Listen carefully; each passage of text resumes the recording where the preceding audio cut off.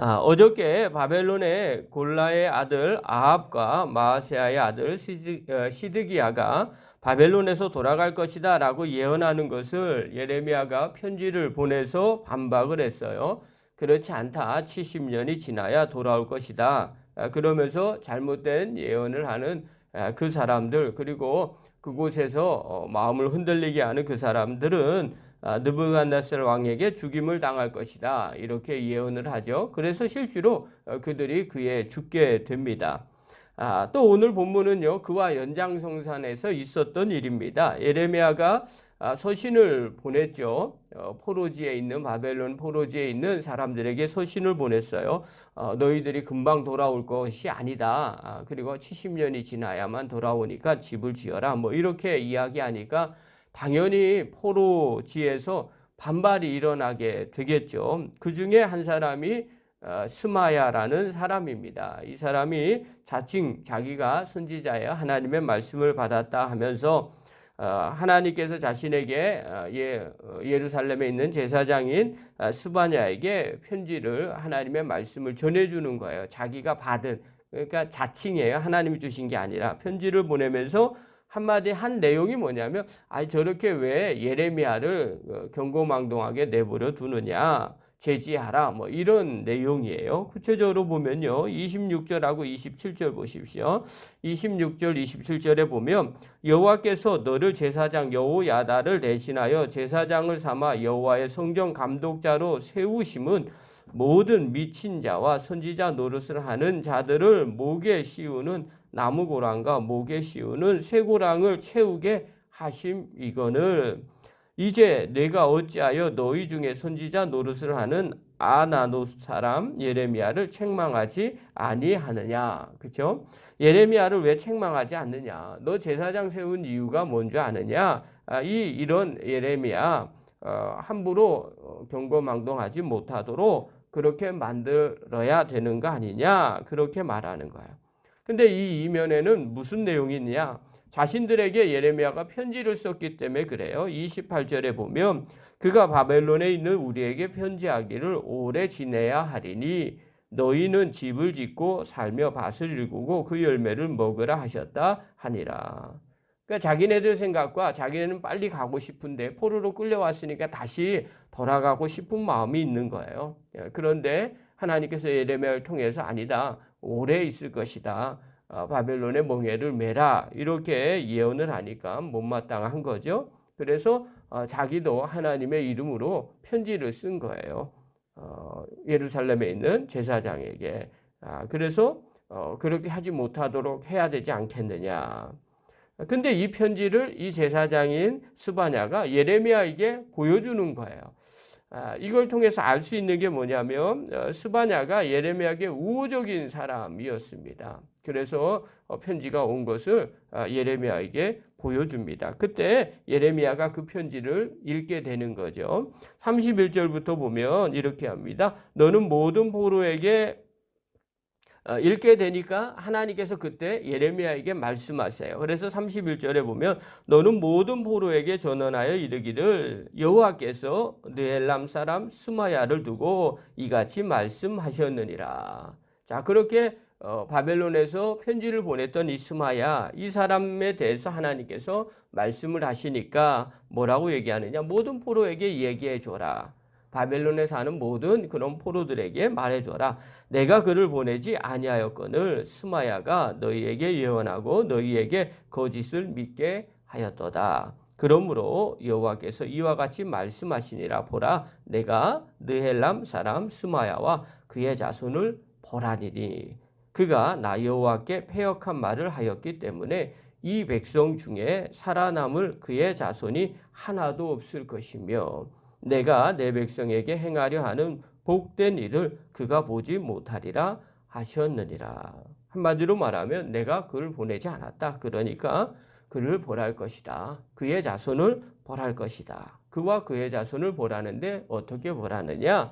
이 백성 중에 살아남을 자손이 없을 것이다. 그의 자손이 다 죽을 것이다. 그래서 마지막 때에 내가 70년이 됐을 때 내 백성에게 행하렸던 복된 일들을 그가 보지 못할 것이다. 실질적으로 자손이 없게 돼요. 다 죽게 되고 없게 되고, 그리고 마지막 70년 지났을 때 본국으로 돌아오는 그 하나님의 놀라운 일에 자손들이 하나도 없어서 참여하지 못하는 결과를 맞게 되는 겁니다. 자, 이게 오늘 본문의 내용이에요. 자, 그렇다면 오늘 이 본문을 통해서 우리가 좀 깨달아야 될 것이 하나 있어요. 그게 뭐냐면 참 선지자와 거짓 선지자, 지금 계속해서 지금 이 부분이 충돌하는 거예요. 시간이 지나면 우리가 알 수 있어요. 잘 모를 때는요, 우리는 시간이 지나서 결정하면 돼요. 그러나 중요한 건 지금 결정할 때가 문제겠죠. 그럴 때 어떻게 해야 되느냐? 우리가 하나님의 이름으로 다른 사람을 해하려고 하는지 그렇지 않은지를 보면 돼요. 여러분, 세상에서도 마찬가지죠. 세상에서도 사람들을 만날 때 주장이 다를 경우가 있어요. 그럴 때 어떻게 봐야 되는가? 자기의 주장만 굳건하게 이야기하는 분들이 있어요. 다른 사람들도 그럴 수 있어요. 왜냐하면 사람마다 다 또 접근하는 방법이 다르기 때문에. 그래서 일을 하거나 무슨 주장을 할 때 자기의 주장을 설득력 있게 얘기하는 사람들이 있어요. 좀 괜찮은 사람이죠. 그러나 다른 사람이 있어요. 상대방을 깎아내리면서 이야기하는 분들이 있어요. 그 사람 잘못됐다, 문제가 있다, 그러니 내가 맞다, 이렇게 말하는 사람들이 있어요. 그럴 때는 좀 조심스럽게 봐야 됩니다. 왜냐하면 무엇이 맞을지 분명하게 알면이야 뭐 걱정할 필요가 없겠지만, 잘 모를 때는 그런 거죠. 그래서 사실 토론 같은 경우에는 상대방을 무시하는 게 아니라 자기의 주장만을 이야기하는 거예요. 그래서 제3자가 듣거나 아니면 서로 토론하는 가운데서 내가 좀 잘못된 게 무엇인가를 확인하고 파악하는 거죠. 신앙도 마찬가지인 것 같아요. 제가 하나님이 주시는 은혜들을 받을 때 하나님은 무한하신 분이시거든요. 하나님은 어떤 일개 개인 한 사람한테 당신의 모든 계획을 알려주시지 않습니다. 설사 하나님이 저에게 무슨 말씀을 이야기하신다고 해도 그게 그 사건의 전체의 답은 아니라는 걸 제가 터득하고 깨달았어요. 하나님은 각 사람에게 필요한 것만큼 알려주시는 분이에요. 그래서 그것들이 전부 다 모아져야만 비로소 완전한 퍼즐이 만들어지게 됩니다. 그래서 하나님이 말씀하셨을 때는 내가 받은 그 말씀이 귀한 거겠죠. 나에게 있어서는 귀한 겁니다. 그러나 다른 사람에게 또 다른 말씀을 전해주실 수도 있어요. 그래서 귀 기울일 필요가 있어요. 그분의 말씀, 그분에게도 그렇게 말씀하셨지. 예, 맞아요. 그러나 그게 다는 아니라는 거죠. 다른 사람, 나에게도 말씀하셨고 또 다른 사람에게도 말씀하셨다는 거예요. 그래서 중요한 것은요, 상대방을 인정해주고 존중해 주느냐, 그렇지 않느냐를 보면 그래도 조금 참 선지자인지 그렇지 않은지를 알 수 있는 것 같아요.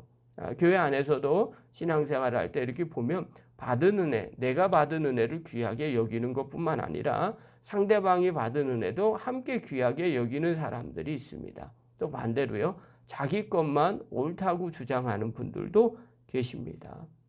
그래서 저는 지금 이 시대도 하나님의 음성을 듣고 하나님의 뜻을 이루어가는 많은 목회자들이나 많은 성도들이 계십니다. 그런데 그분들이 자기 것만 맞고 다른 사람 거는 틀리다라고 이야기하면 솔직히 저는 좀 멀리합니다. 물론 그분이 맞다 틀리다를 말하는 게 아닙니다. 왜냐하면 지금 이 시대는 너무나 많은 말씀들이 돌아다니고 있습니다. 그렇기 때문에 자세히 들을 필요가 있죠. 오늘 예레미야 시대에도 마찬가지죠. 스바냐 같은 사람들도 자기가 하나님의 말씀이라고 이야기합니다. 그게 예레미야의 말씀과 다르게 되는 거죠. 그때 어느 선택을 해야 될까요? 그때 당시의 사람들도요, 곤란에 빠질 수도 있게 되겠죠. 그러나 정말 중요한 것은 하나님을 앞세우면서 다른 사람을 해치려고 해하려고 말하는 것은 적절하지 않다. 예레미야가 성경에 자세히 보면요, 거짓 선지자들을 내가 멸할 것이다, 죽일 것이다, 이런 이야기 하지를 않습니다. 그저 하나님 말씀만 그대로 전하게 됩니다. 우리도 마찬가지죠. 하나님의 말씀만을 그대로 전하고 또 상대방을 인정해주고 존중해주는 자세, 이것이 마지막 때 꼭 필요한 자세이지 않을까 생각을 해봅니다.